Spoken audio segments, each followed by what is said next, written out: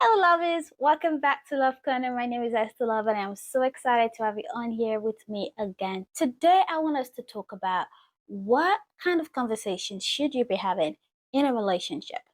I know some of you'll be talking to your boyfriend or your girlfriend, and you guys are just asking all those cheesy questions. They're great. However, we can go deeper. You don't want to stay at the surface. You don't want to end up spending years with this person, and you don't really know much about them. These conversations that we're about to talk about will help you to have a better idea about your partner, and will also have you feeling more confident in choosing them as a person. You'll also be able to count your cost and make wiser and informed decision going forward. So let's dive right in.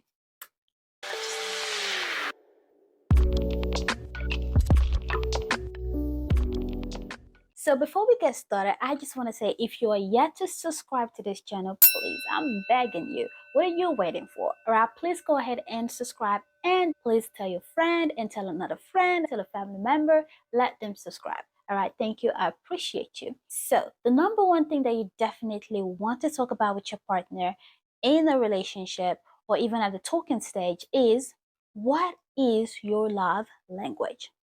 I know it might seem like it's overrated, but trust me, it is not. It's very important. According to Gary Chapman, there are 5 love languages. There's a whole test on this online. So the 5 love languages are word of affirmation, physical touch, acts of service, quality time, and of course, last but not the least, gifts. Yes. All right. So why is this question very important? It's very important because it helps you to communicate love to your partner in a way that they feel loved. Yeah. It's actually believed that you tend to communicate love to people more with your own love language. Let's say, for example, you like showing people love by gifts because you like gifts. So you start to give a lot of gifts to your partner, but maybe their love language is not really gifts. They would rather you spend time with them. And then you go ahead and spend all this money on buying gifts, and they're like, what's that? Like, and then you get frustrated because you're like, I just spent all this money. I'm trying to show that I love you. And they're like, I don't want to hold that. I would just love you to spend time with me. So this is very important for you to know so that you make sure that you're filling the love tank of your partner consistently. And if you have not watched one of the last videos on this channel, it's about apology. Knowing your partner's love language will also help you to better apologize to them, which flows into what we call apology language. That way, if your partner likes words of affirmation, when you offend them or you guys have a little bit of tiff, you can apologize and also back it up with their love language. You can send them like really nice words. You see, you're talking to them in a language they understand. Same thing, you can spend quality time with them if that's their love language, because that way that feels that love tank and lets them know that, okay, we're back to a good place. So again, please take the time to take the love language quiz. I have one linked in the description box below. You can take it and save you a whole lot of headache and stress. Thank you. The second thing that you need to talk about is medical history, and not just theirs, but that of your family members too. Because if we know anything by now, if there's a disease that is very recurrent in the family, there's a highest risk that that person might be susceptible and at risk for it too. That doesn't mean that they will surely have it 100%, no, but it's always good to be aware of this kind of things. It helps you to count your cost. It helps you guys to take measures. How can we prevent this from happening? So please talk about medical histories. Have they had surgeries before? Do they currently have any health issues that they're dealing with? Previous health histories? Are they currently on medications? Things like that. Please talk about it. Most people don't even know that they might have some illnesses going on. They might need to go for a checkup. Tell them to go for a test, STD test, and things like that.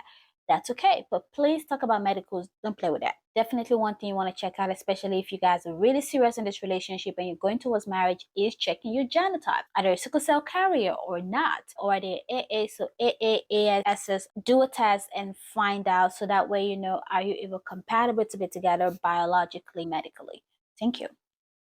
The third thing that you absolutely need to talk about, this one I probably should have made it the first, but it's extremely important, is conflict resolution and apology. Again, I'm gonna refer you to the video on this channel. I'm gonna tag it here, so please check it out.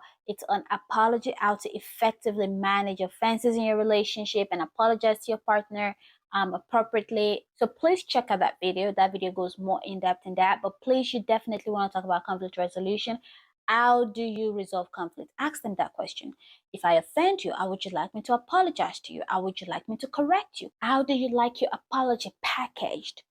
Talk to them, because you could be apologizing to someone the style that you were used to apologizing with, and they just ain't feeling it because they're like, I would rather have my apology verbally, but you are apologizing in actions. You're doing everything nice to them, and they just like, we're quarreling. We're not in good terms.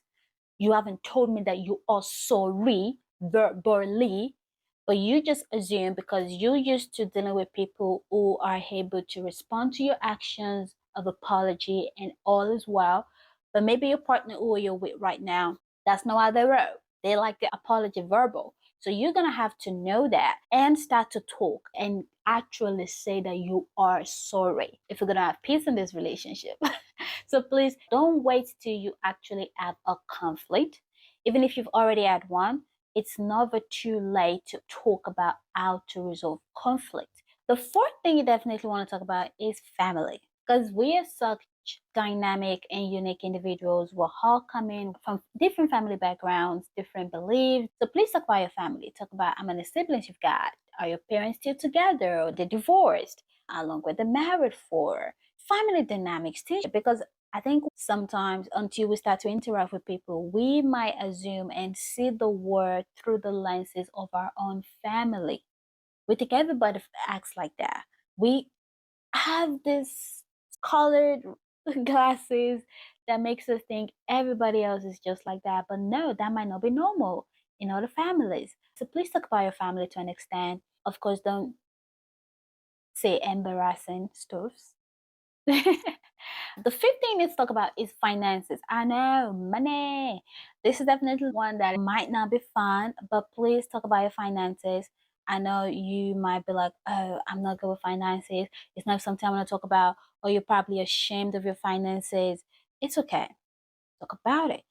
It's better that your partner knows where your heart financially now than for them to assume and we start to have surprises later in the marriage or further down the relationship. Do you have any debts? Savings, investment, things like that. Talk about it. Would you like to have joint account? Would you like to have separate account? How do you want to manage finances? Is one person more of a spender, the other more of a saver? Who's going to handle our finances? How we're going to pay bills and things like that. Please talk about finances. The sixth thing you want to talk about is accountability. Yes, please, I beg of you, do not go into a relationship not knowing the people that this person is accountable to. Do they even have accountability? We've painted this very self-absorbed thinking and word that we think that when someone is an island, they're cool. No, that's not cool. And especially for ladies, when a man tells you, oh, I don't submit to nobody, I'm a self-made man, I don't need nobody to talk to me, you start to be like, oh my God, he's so strong. Oh, he's such a man's man. He's an alpha male, things like that. It's all cute now. It's all cute now. But you wait until you need somebody to talk to them. Because as much as we're going to talk about conflict resolution, we're going to try to resolve things ourselves. There are times that, people's heads are not just screwed on right. It happens. And you're going to need someone that they're accountable to probably mitigate the relationship, to help you guys navigate things. And when that happens, suddenly you realize, oh my God, my partner, my husband, or my wife does not actually have any friend or a family member or a mentor or someone they hold in high regard that I can speak to about them, that can talk to them, and then you are stuck. You realize that, oh my gosh, nobody. So please, accountability is very important. Do not play with it. Make sure that this person has accountability and you know who those people are and they really submit to these people. You guys should be extremely accountable to one another. First and foremost, definitely. And of course, the greatest accountability is to God. Please, I cannot stress it enough.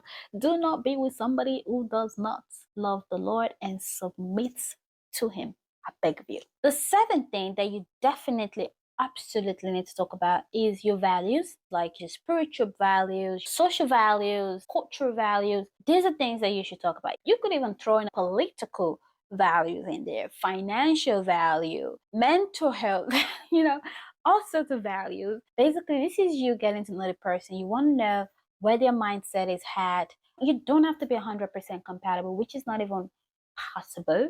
That's a myth. However, you want to make sure that you are not also total polar opposites because, whew, I